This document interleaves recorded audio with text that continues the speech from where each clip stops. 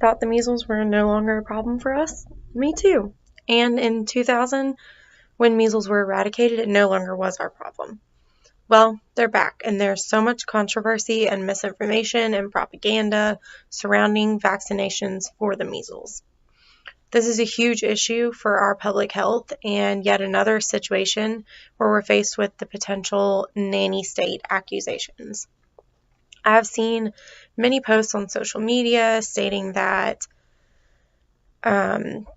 public health education regarding the measles is propaganda and that the measles is not really a disease that we should be worried about. These posts are coming from anti-vaxxers who have fallen into the 21st century anti-vaxxing social media black hole.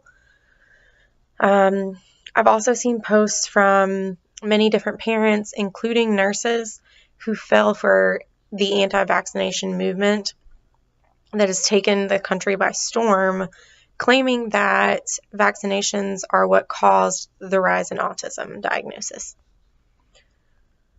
The truth is, sadly, measles is not just a skin rash like people may think. It can result in death and other health-related complications.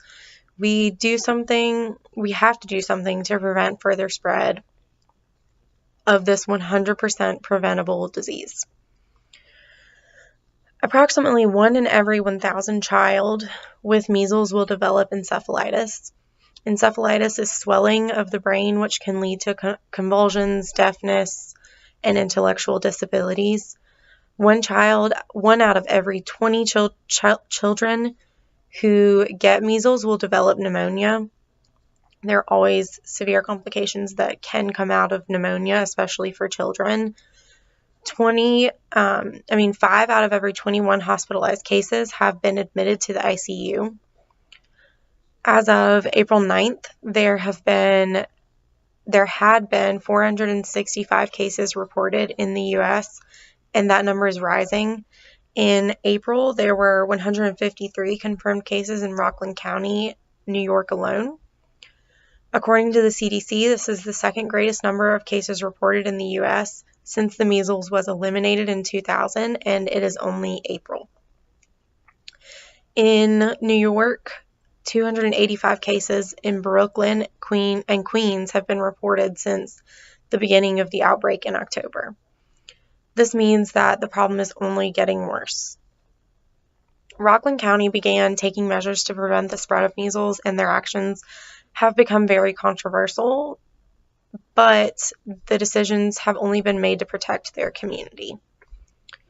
Many of the cases reported are within the Jewish community in Rockland County. It is unclear if there's a religious reason for this community deciding not to vaccinate their children against the measles.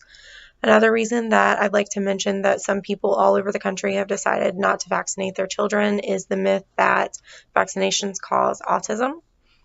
There's no scientific research that supports the idea that vaccines can cause autism. According to the National Center for Health Research, the cause of autism is unclear.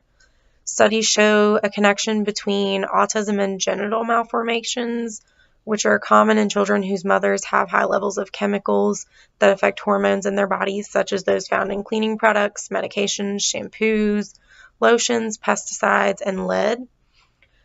But these are all problems that develop within the womb. That being said, there is no positive correlation between vaccines and autism. There is nothing in Talmudic law that prohibits vaccinations, so why are we seeing such a high number of unvaccinated children in Rockland County? There's no excuse. The Public Health Department is providing MMR vaccines to the community at low or no cost. For a brief time, the Public Health Department was requiring unvaccinated minors living in certain zip codes within the Rockland County area to be vaccinated. Those who were not vaccinated were not allowed in public areas. Those who do not get vaccinated could be fined $1,000. As a result, 8,000 people have been vaccinated since September. That sounds like success to me. This regulation was blocked, but it is being appealed.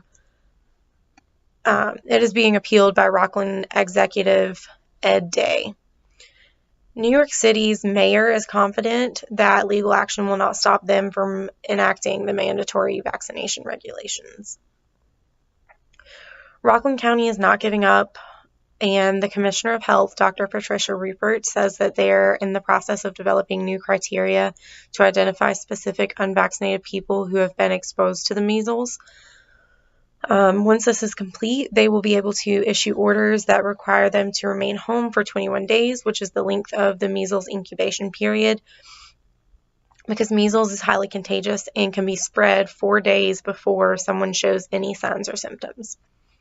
I can't agree more with the decisions and actions that Rockland County and New York are taking to prevent further spread of the measles. I don't think that this is a nanny state issue. And considering 8,000 people have been vaccinated since the beginning of this project, they are certainly on the right path. Thanks.